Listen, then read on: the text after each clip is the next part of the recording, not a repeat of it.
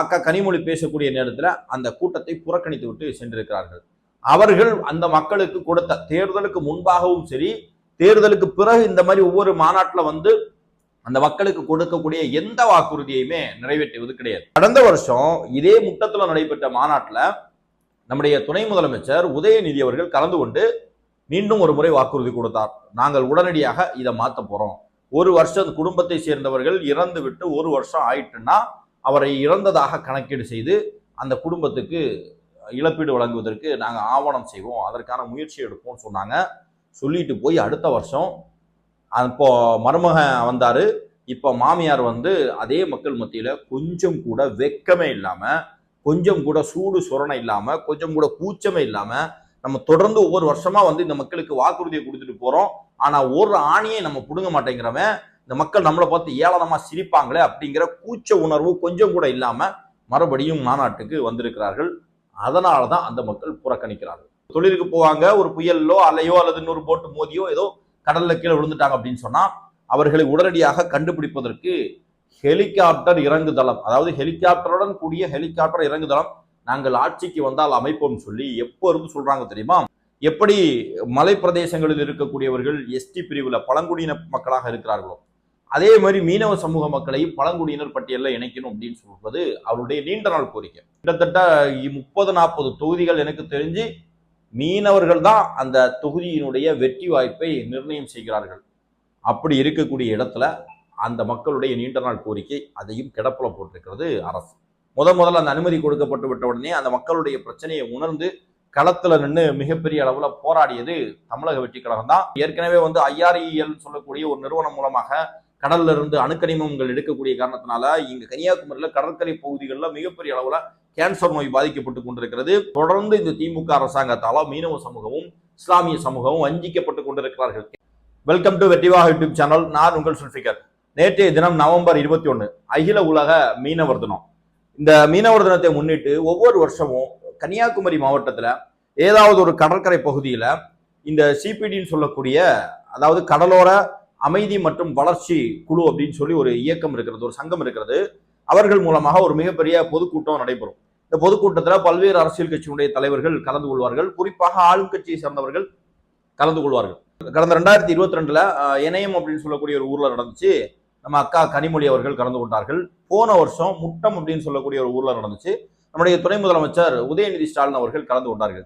இப்போ இந்த வருஷம் மீண்டும் குளச்சல்ல வந்து அதே மாதிரி ஒரு மிகப்பெரிய பொதுக்கூட்டத்தை வந்து அந்த கடலோர அமைதி மற்றும் வளர்ச்சி குழு அவர்கள் வந்து ஏற்பாடு செய்திருந்தார்கள். அந்த டயோசிஸ் எல்லாம் இருப்பாங்க இல்லையா, கோட்டார் மறை மாவட்டம், இவங்க எல்லாருமே சேர்ந்து அதை வந்து அந்த நிகழ்ச்சியை வந்து சிறப்பாக நடத்தி முடித்திருக்கிறார்கள். இதுல வந்து சீஃப் கெஸ்டா நம்ம அக்கா கனிமொழி கலந்துருக்காங்க. இங்க விஷயம் என்ன அப்படின்னா, அக்கா கனிமொழி கலந்து கொண்டு பேச ஆரம்பிக்கும் போது கூட்டம் ஒட்டு மொத்தமா அக்கா கனிமொழியினுடைய பேச்சை புறக்கணித்து விட்டு கிளம்பிட்டாங்க. அதுதான் மிகப்பெரிய பேசு பொருளாக மாறி இருக்கிறது. தொடர்ந்து தமிழ்நாட்டில் திமுகவினுடைய ஒரு வாக்கு வங்கியாக, அது குறிப்பாக கன்னியாகுமரி மாவட்டத்தில் திமுகவினுடைய மிகப்பெரிய வாக்கு வங்கியாக இருந்தது இந்த மீனவ சமூக மக்கள். இந்த மீனவ சமூக மக்கள் இந்த திமுகவை நேற்றைய தினம் அவர் பர்பஸா வந்து புறக்கணித்ததனுடைய காரணம் என்ன அப்படிங்கிறத பத்தி இந்த வீடியோவில் நம்ம தெளிவாக பேசியிருக்கிறோம். இந்த வெற்றிவாக யூடியூப் சேனலை சப்ஸ்கிரைப் பண்ணாம பார்க்குறவங்க சப்ஸ்கிரைப் பண்ணிக்கோங்க, பெல் பட்டனை கிளிக் பண்ணி வச்சுக்கோங்க. அப்பதான் நம்ம அடுத்தடுத்து போடக்கூடிய வீடியோக்கள் உங்களுக்கு நோட்டிபிகேஷன்ல வரும். முதலில் இந்த கூட்டத்திலே கலந்து கொண்டிருக்கக்கூடிய அத்தனை சகோதர சகோதரிகளுக்கும் தலைவர்களின் உடன்பிறப்புகளுக்கும் நான் என்னுடைய மீனவத்தின வாழ்த்துக்களை தெரிவித்துக் கொள்கிறேன். இங்கே கடலோர அமைதி மற்றும் வளர்ச்சி குமரி மாவட்ட மீனவர்கள் கூட்டமைப்பு இணைந்து நடத்தக்கூடிய இந்த மீனவர் தின நிகழ்ச்சியை கலந்து கொள்வதிலே மற்ற மகிழ்ச்சியும் பெருமையும் அடைகிறேன். நிகழ்ச்சிக்கு தலைமை இருக்கக்கூடிய இப்ப நீங்க கேட்கலாம், ஒருவேளை கனிமொழி அவர்களை புறக்கணிக்கணும்னா அந்த நிகழ்ச்சிக்கு அவங்க வராம இருந்தா போதுமே, வந்துவிட்டு அவங்க போறதுக்கான காரணம் என்ன அப்படிங்கிறத எல்லாருமே யோசிக்கலாம். உண்மையிலே நியாயமானதான். ஆக்சுவலா நேற்றைய தினம் அந்த ஃபங்க்ஷன் அப்படிங்கிறது மீனவர்கள் கொண்டாடக்கூடிய ஃபங்க்ஷன். மீனவர்கள் எல்லாருமே சேர்ந்து அந்த மீனவர் தினத்துல வந்து அவர்கள் முடிவெடுத்து கொண்டாடக்கூடிய ஒரு ஃபங்க்ஷன். அதனால அவங்க நிச்சயமாக எல்லாரும் வரணும் அப்படிங்கிறது அவர்களுக்கு ஒரு மிகப்பெரிய ஆர்வம். அதுலேயும் குறிப்பாக இந்த கனிமொழி அக்கா கலந்து கொள்ளக்கூடிய இந்த நிகழ்ச்சியில அதிகமாக மக்கள் வரணும் அப்படின்னு சொல்லி இந்த இவர்களுக்கு ஒரு சங்கம் இருக்கிறது. அதாவது தலை சுமடு பெண்கள் அப்படிம்பாங்க. இப்போ வந்து அதை வந்து தோழமை இயக்கம் சொல்லி அப்படின்னு மாத்திருக்காங்க அந்த டயோசிஸ்ல. அவங்களுக்கு வந்து இந்த லோன் கொடுக்கறது, குறைந்த வட்டிக்கு லோன் கொடுக்கறது, இப்படி அந்த பெண்களுக்கான சப்போர்ட் பண்ணக்கூடிய ஒரு சிஸ்டமா அது இருந்துட்டு இருக்கு.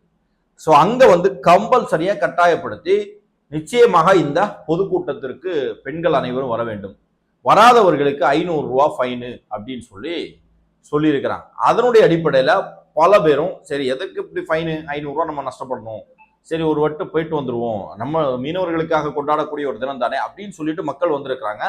ஆனா கரெக்டா அக்கா கனிமொழி பேசக்கூடிய நேரத்துல அந்த கூட்டத்தை புறக்கணித்து விட்டு சென்றிருக்கிறார்கள். காரணம் என்னன்னு சொன்னா, ஒவ்வொரு முறையும் கடந்த 4 வருஷமா வந்து திமுகவினுடைய யாரோ ஒரு தலைவர் தான் நிகழ்ச்சிக்கு வந்துட்டு போறாங்க.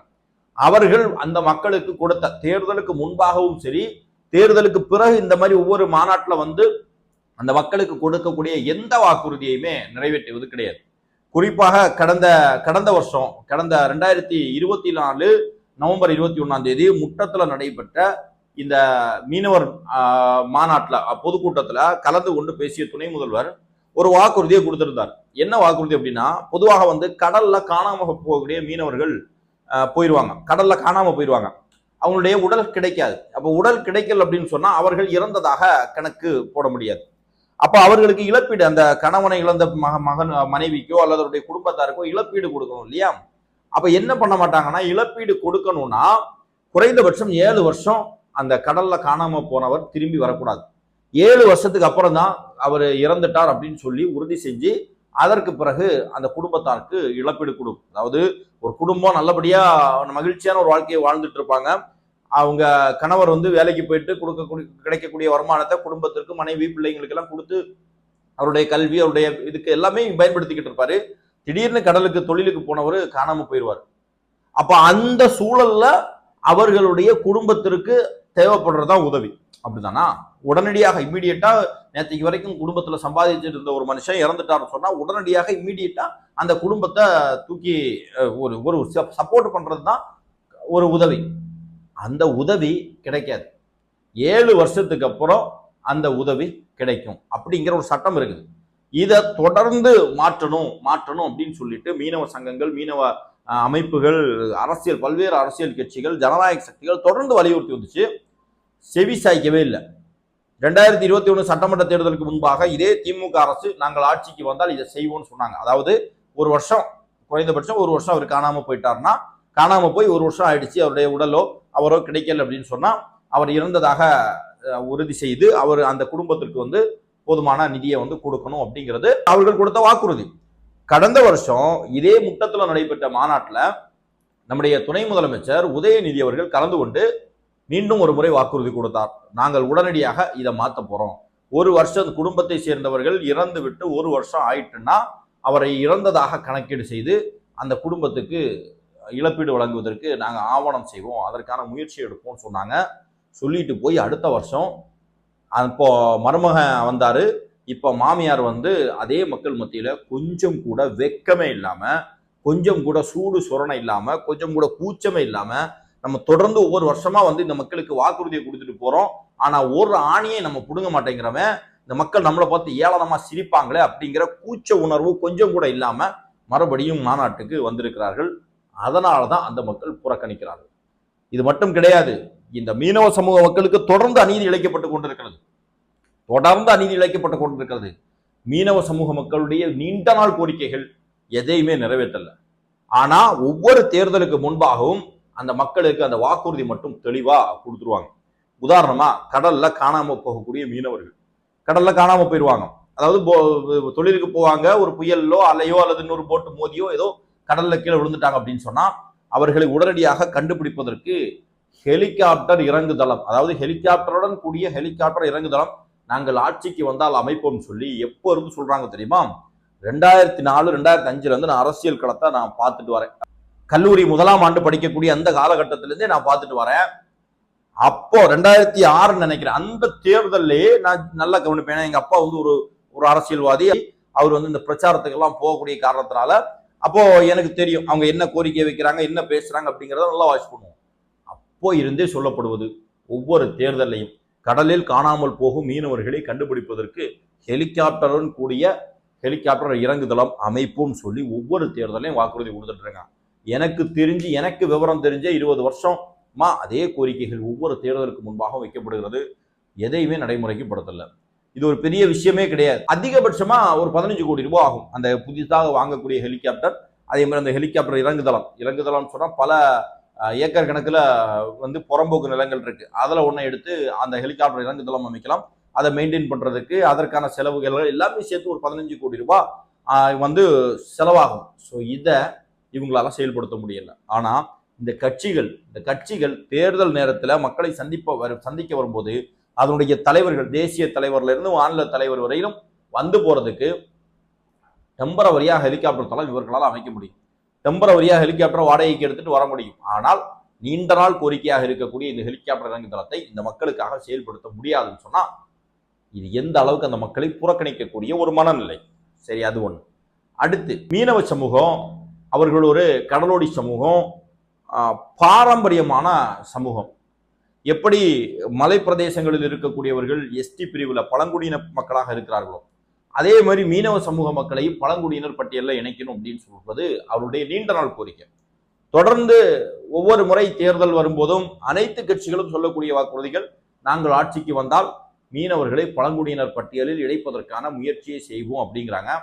ஆனா இந்த நிமிடம் வரையிலும் அதற்கான எந்த முயற்சியுமே எடுக்கல. அவர்களை பழங்குடியினர் பட்டியலில் இணைத்து விட்டால் அவர்களுக்கு ஒரு வேலை வாய்ப்பு, கல்வியில வந்து ஒரு முன்னுரிமை கிடைக்கும்.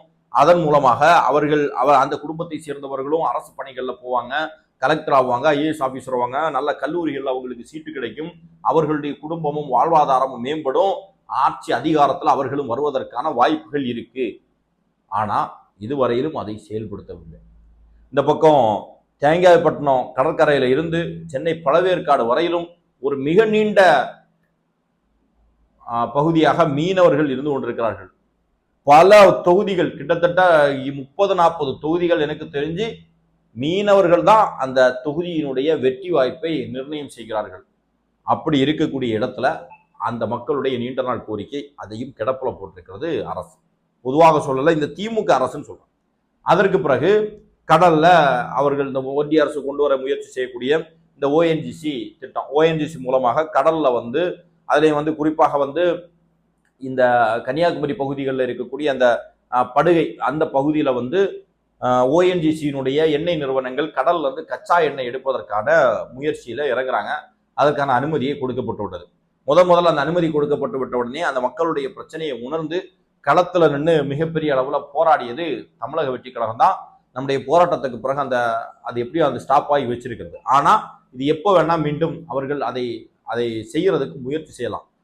எப்படி அரிட்டாப்பட்டியில இந்த டங்ஸ்டன் துறைமுகத்திற்கு எதிராக தமிழ்நாடு அரசு நீங்க சட்டமன்றத்தில் தீர்மானம் நிறைவேற்றி அந்த திட்டத்தை வந்து தடுத்து வச்சிருக்கீங்களோ, அதே மாதிரி கன்னியாகுமரி மாவட்டத்துல இந்த ஓஎன்ஜிசி நிறுவனத்துடைய எண்ணெய் எடுக்கக்கூடிய இந்த திட்டத்தையும், அதே மாதிரி அணுக்கரிம சுரங்கம் சொல்லக்கூடிய கடற்கரை பகுதிகளில் வந்து இந்த அணுக்கரிம சுரங்கம் ஏற்கனவே வந்து IREL சொல்லக்கூடிய ஒரு நிறுவனம் மூலமாக கடல்ல இருந்து அணுக்கனிமங்கள் எடுக்கக்கூடிய காரணத்தினால இங்க கன்னியாகுமரியில கடற்கரை பகுதிகளில் மிகப்பெரிய அளவுல கேன்சர் நோய் பாதிக்கப்பட்டு கொண்டிருக்கிறது.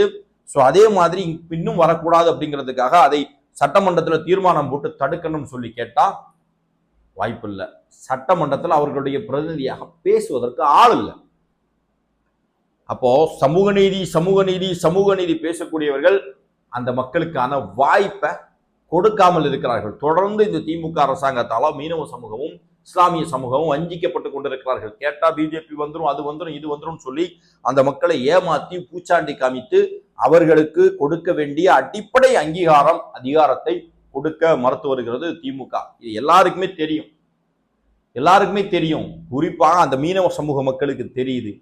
தெரிஞ்சுக்கிட்டு தான் இதுக்கு பிறகும் நாம திமுகவை ஆதரிக்க முடியாது அப்படிங்கிறதுக்காக அதனுடைய அடையாளமாக, அதனுடைய சாட்சியாக நேற்றைய தினம் அக்கா கனிமொழி அவர்கள் கலந்து கொள்ளக்கூடிய அந்த நிகழ்வுல அவர்களை புறக்கணித்திருக்கிறார்கள். வீடியோ வைரலா போய் அவங்க பேச தொடங்கி கடைசியிலலாம் புறக்கணிக்கல, தொடங்கும் போதே நீங்க பாத்தீங்கன்னா தெரியும். அந்த மீனவர்களுக்கு வாழ்த்து செய்தியை சொல்லக்கூடிய அந்த நேரத்திலையுமே மக்கள் வந்து மொத்தமாக கிளம்பிட்டாங்க. இதுல இருந்து என்ன தெரியுதுன்னா, திமுகவை மீனவர்கள் புறக்கணிக்க ஆரம்பித்து விட்டார்கள். நீங்க என்னதான் வந்து அந்த சங்கங்கள் டயோசிஸ் இப்படின்னு சொல்லக்கூடியவர்கள் எல்லாம் வச்சு நீங்க அந்த மக்களை ஏமாற்றலாம்னு நினைச்சாலும் வரக்கூடிய தேர்தல் அப்படிங்கிறது நிச்சயமாக திமுகவை அவர்கள் ஏற்றுக்கொள்ள போவதில்லை அப்படிங்கிறது உறுதியாகிறது. சரி, ஏற்றுக்கொள்ளலாம். அப்ப யாரை ஏற்றுக்கொள்வார்கள் அப்படின்னா ஒரே சாய்ஸ் அவங்களுக்கு தமிழக வெற்றி கழகம் தான். இன்னைக்கு கன்னியாகுமரி மாவட்டத்தில் இருக்கக்கூடிய அத்தனை கடற்கரை கிராமங்களிலும் அத்தனை கடலோர பகுதிகளிலும் தமிழக வெற்றி கழகத்தினுடைய கொடி தான் பறக்குது. நீங்க பார்த்துருப்பீங்க, கொஞ்ச நாளைக்கு முன்னாடி போட்ல எல்லாம் மீனவர்கள் வந்து கொடியை தாவேக்காவுடைய கொடியை வச்சிருந்தது, போட்ல தாவேக்காவுடைய பெயிண்ட் அடிச்சது, இதெல்லாம் பார்த்தீங்க. நேற்றைய தினம் இந்த மீனவர் தின கொண்டாட்டத்தை தமிழக வெற்றி கழகம் சார்பாக நாமளும் கொண்டாடினோம். பல்வேறு மீனவ கிராமங்களுக்கு அந்தந்த பகுதிகளுக்கு போய் அந்த மக்களுக்கு நலத்திட்ட உதவிகளை செஞ்சோம். அங்க சிறுசுல இருந்து பெருசு வரையிலும் நம்மளை உச்சி முகர்ந்து நிச்சயமாக 2026 அதாவது அடி மனசுல இருந்து சொல்லுவாங்கன்னு சொல்லுவாங்களா, நம்ம பார்க்கும்போது இப்ப நம்முடைய கண்ணு முன்னாடி பேசுறது ஒண்ணு, ஆனா உள் உணர்வோட அடி மனசுல இருந்து சொல்லுவாங்கன்னு சொல்லுவாங்க இல்லையா, அந்த மாதிரி அந்த மக்கள் எங்களுக்கு வாக்குறுதி தந்திருக்காங்க. இந்த தேர்தலில் நாங்க தான் உங்க கூட தான் இருப்போம், நீங்க தான் வெற்றி பெற போகிறீர்கள், உங்களுக்கு தான் வாய்ப்பு அப்படிங்கிறத அதுலயும் தளபதி விஜய் அவர்கள் அவர் தான் தமிழ்நாட்டினுடைய அடுத்த முதலமைச்சர் அப்படின்னு சொல்லி அந்த மக்கள் நீங்க தைரியமா இருக்கணும் எங்களுக்கு தைரியத்தை சொல்லி அந்த மக்கள் ஒவ்வொரு கிராமமா போறோம், அந்த மக்கள் எங்களை அப்படி தைரியப்படுத்தி அனுப்புறாங்கன்னு சொன்னா அதுதான் அதுதான் தாவேக்காவுடைய வெற்றி, திமுகவுடைய வீழ்ச்சி. உண்மையிலேயே சொல்றேன், இப்போ ஒன்றும் கெட்டு போகலாம். இன்னும் 4 மாசம் டைம் இருக்கு. நமக்கு என்னன்னா அந்த மக்களுக்கு அவருடைய கோரிக்கை, அவருடைய நியாயமான கோரிக்கை நிறைவேறணும். அவர்களுக்கு நியாயம் கிடைக்கும், அவர்களுடைய நியாயமான கோரிக்கை நிறைவேறும். அதனால இப்போ ஒன்றும் பிரச்சனை இல்லை. இந்த 4 மாசம் உங்களுக்கு வாய்ப்பு இருக்கு.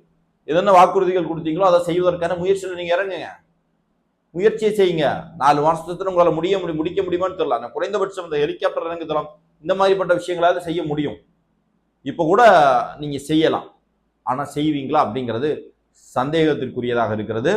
அன்பார்ந்த சகோதரர்களே, இந்த வீடியோ பார்க்கக்கூடிய ஒவ்வொருத்தரும், இது ஒரு மிக முக்கியமான வீடியோ. இந்த விஷயத்துல நான் திமுகவை குறை சொல்றது மட்டுமல்ல, உண்மையிலேயே அந்த மீனவ சமூக மக்களுடைய தேவை என்ன அப்படிங்கிறத வலியுறுத்தி இருக்கிறேன். இது ஒவ்வொருவருக்கும் போய் சேரணும். அரசியல் ரீதியாக அரசியல் களத்தை உற்று நோக்கக்கூடியவர்கள் ஒவ்வொருத்தருக்கும் போய் சேரணும்னு சொன்னா இந்த வீடியோவை நீங்க உங்களுடைய நண்பர்களுக்கு ஷேர் பண்ணணும். உங்களுக்கு இது சம்பந்தமாக ஏதாவது கருத்துக்கள் இருந்துச்சுன்னு சொன்னா நிச்சயமாக கமெண்ட் பாக்ஸ்ல பதிவு பண்ணுங்க. இன்னொரு வீடியோவில் இன்னொரு தலைப்புல உங்களை மீண்டும் சந்திக்கிறேன். நன்றி, வணக்கம்.